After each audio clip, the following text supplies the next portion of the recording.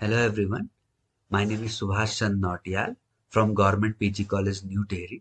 Today we are discussing a very important topic, solution of system of non-homogeneous equations, linear equation of n variable. We will also cover consistency of system of non-homogeneous linear equation. तो पहले हम non homogeneous equation को समझते हैं क्या होती है।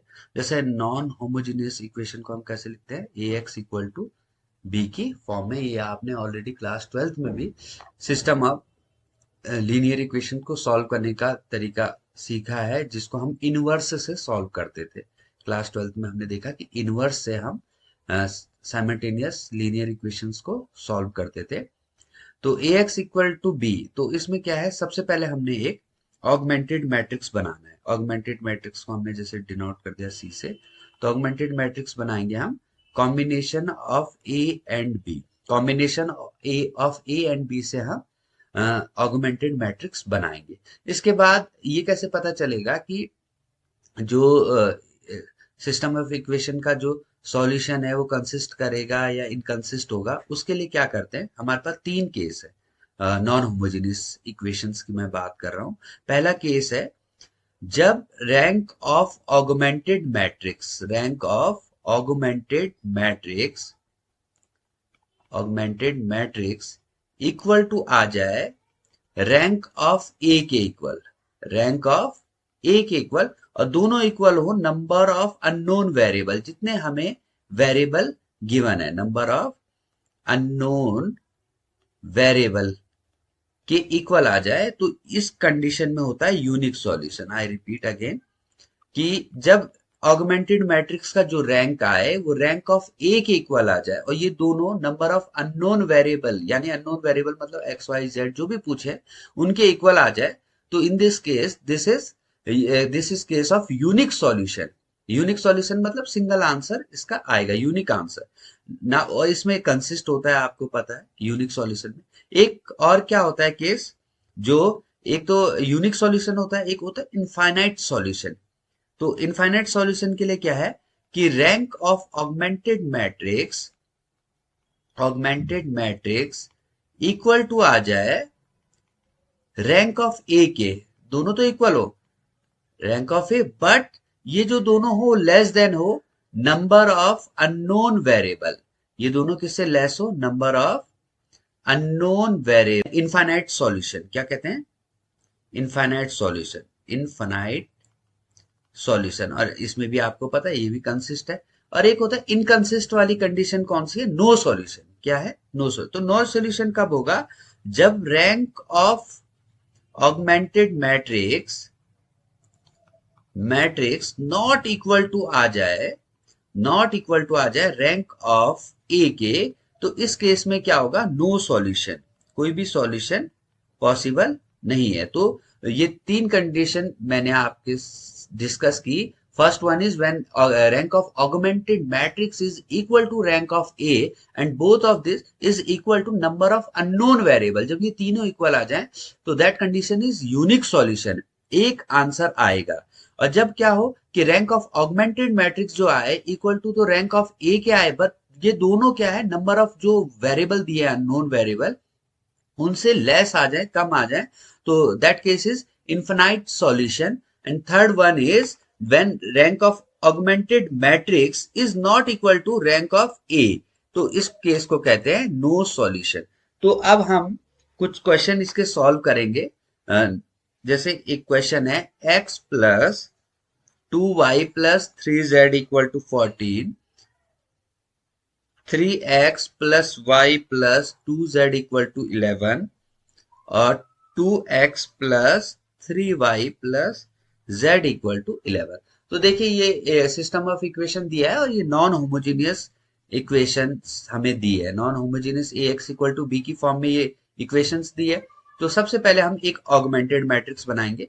Augmented matrix के लिए मैंने क्या बोला आपको कि ए मैट्रिक्स, ए के जो कॉफिशिएंट मैट्रिक्स है, एक्स का कॉफिशिएंट क्या है, 1 2 3, यहाँ क्या आ गया, 3 1 2 एंड 2 3 1। ओके, और इसको हमने लिखा, ये क्या आ गया, 14 11 एंड 11।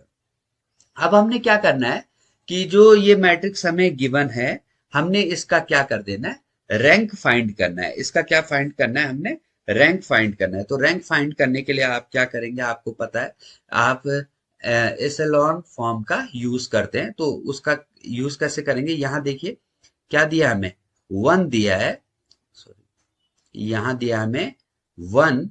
इसकी हेल्प से हम इन दोनों को 3 और 2 को क्या बना दें, 0। तो देखिए कैसे बनाएंगे, R2 रिप्लेस बाय क्या हो जाएगा, R2 minus 3 of R1, okay, and R3 replace by R3 minus 2 of R1। तो अब ये जो दो ऑपरेशन हमने यूज किए, इनको हम अप्लाई करते हैं, तो देखो क्या होगा, 1 3 minus R2 minus 3 R1, 3 minus 3 कितना हो जाएगा, 0, एंड 2 माइनस 2 क्या हो जाएगा, 0, और ये रो हो जाएगा 2। अब देखिए 1 माइनस 3 2 जा 6, तो कितना आ जाएगा, माइनस 5 आ जाएगा। R3 माइनस 3 2 R1, तो 3 माइनस 2 2 जा 4, तो कितना आ जाएगा ये, -1, ओके। थर्ड कॉलम देखिए, 3 R2 माइनस 3 R1, तो 2 माइनस 3 3 जा 9, तो 2 माइनस 9 कितना हो जाएगा, -7, और ये हो जाएगा 1 माइनस 2 R1, 1 माइनस 6 क्या हो जाएगा, -5। और ये फोर्थ कॉलम देखिए क्या हो जाएगा, 14। अब है 11 माइनस 14 3 जा 42, 11 माइनस 42 कितना हो जाएगा, -31। और ये R3 minus 2 R1, R3 minus 2 R1 से क्या हो जाएगा, 11 माइनस 28, 11 माइनस 28 से क्या आ जाएगा, आप माइनस करके देख लीजिए, ये आ जाएगा -17। अब हम इसके आगे ही यहाँ सॉल्व कर देते हैं। ये देखिए ध्यान से, इसके आगे स्टेप, अब देखिए इसके आगे क्या करेंगे, अब हमने क्या करना है, इसको क्या बना देना है, 1 बना देना है। तो हमारे पास दो रास्ते हैं, या तो इसको -5 से डिवाइड कर दें, या इन दोनों को इंटरचेंज कर दें, फिर -1 से डिवाइड कर दें। तो हम इंटर ऑपरेशन यूज करते हैं, क्या ऑपरेशन यूज होगा, R2 इंटरचेंज विद R3। तो R2 इंटरचेंज विद R3 किया, तो ये हो गया 1 2 3 14, और ये क्या आ गया हमारे पास, 0 0 -1 -5 -17, और ये आ गया हमारे पास 0 -5 -7 और -31, ओके, ये आ गया। अब इसको हम क्या इसेलॉन फॉर्म यूज कर रहे हैं ना, तो यहाँ 1 चाहिए हमें, 1 की हेल्प से हम इसको 0 बनाएंगे। तो इसको क्या करने के लिए हमने क्या किया, R2 replace by R2 divided by -1।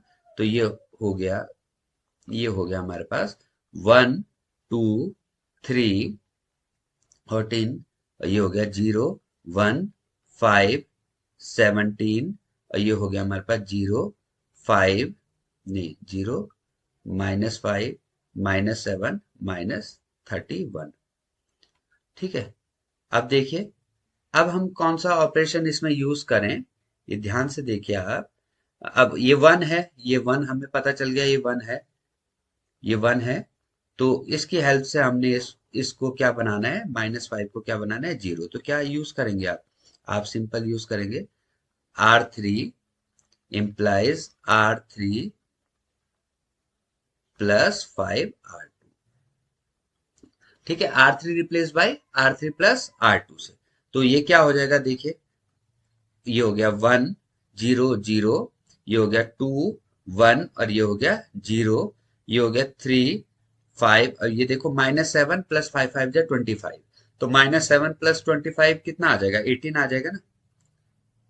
और ये आ गया हमारे पास लास्ट लाइन 14 17। अब देखो -31, यहाँ रफ में कर सकते हैं आप, -31 प्लस 5R2, 5 7 जा कितना हो जाएगा 85, तो 8 में से 54 कितना आ गया, ये 54,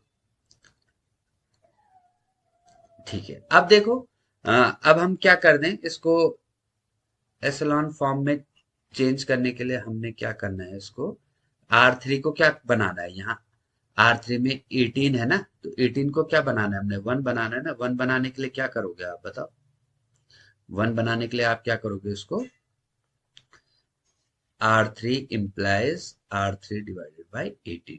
ठीक है, तो ये हो गया आपका 1 2 3 14 0 1 5 17 और ये हो गया 0 0 1 और 18 3 जा 54। तो अब देखो, अब ये हमारे पास एसलॉन फॉर्म में आ चुका है और जितना हम सॉल्व कर सकते थे इसको हमने कर दिया। अब हमने इसका रैंक चेक करना है। तो देखो, ऑगमेंटेड मैट्रिक्स है ना ये हमारे पास, ये क्या है हमारे पास, ऑगमेंटेड मैट्रिक्स था ना। तो ऑगमेंटेड मैट्रिक्स का रैंक ऑफ ऑगमेंटेड मैट्रिक्स कितना आया, rank of augmented matrix, rank of augmented matrix कितना आया है, 1 2 3, तीन ऐसी रो है ना जिसमें नॉन जीरो एलिमेंट है, तो rank of augmented matrix is 3। और रैंक ऑफ ए कितना आया, रैंक ऑफ ए कितना आया, रैंक ऑफ ए है हमारे पास 3। तो rank of augmented matrix is equal to rank of A equal to number of unknown variable कितने हैं, नंबर ऑफ अननोन वेरिएबल इसमें 3 थे, एक्स वाई जेड, तो नंबर ऑफ अननोन वेरिएबल इसमें लिख दिए 3 थे, तो तीनों 3 आ गए। तो इसका मतलब ये कौन सा केस है, ये है यूनिक सॉल्यूशन है। क्या है ये, यूनिक सॉल्यूशन है। तो ये कंडीशन किसकी है हमारे पास, यूनिक सॉल्यूशन की। ठीक है, कैसे पता चला हमें, क्योंकि rank of augmented matrix is equal to rank of A और rank of A is equal to number of unknown variable. तो ये इसका मतलब ये this is case of unique solution. तो अब इसको हमने सॉल्व करना है, तो सॉल्व करने के लिए हमने सिंपल इसको क्या लिखना है, देखिए 1 2 3 0 1 5 0 0 1 और हमारे वेरिएबल क्या थे, एक्स वाई जेड, और ये हो गया हमारा 14 17 एंड 3। अब आप क्या लिखेंगे, इसको सिंपल इक्वेशन आप बना दीजिए। तो पहली इक्वेशन बन गई आपकी, क्या बन गई पहली equation, x plus 2y plus 3z equal to 14।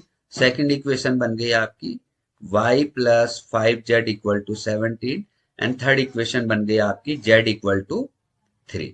तो अब देखो z equal to 3 second equation में इसमें पुट कर दी, तो y plus 5 into 3 equal to 17, तो y प्लस 15 इक्वल टू 17, तो y इक्वल टू क्या आ गया 2, और इसको y2 और z3 को इसमें इस इक्वेशन में रख दिया, तो ये क्या है x plus 2y plus 3z equal to 14, और x प्लस 2 इंटू वाई कितना है 2 प्लस 3 इंटू जेड है 3 इक्वल टू 14, तो ये आ गया x plus 4 plus 9 equal to 14, x plus 13 equal to 14, तो x इक्वल टू आ गया 14 माइनस 13, x आ गया 1। तो हमारा जो सॉल्यूशन आ गया वो क्या आ गया, x आया 1, y आया 2 और z इक्वल टू आ गया 3। तो ये हमारा सॉल्यूशन है, x equal to 1, y equal to 2 and z equal to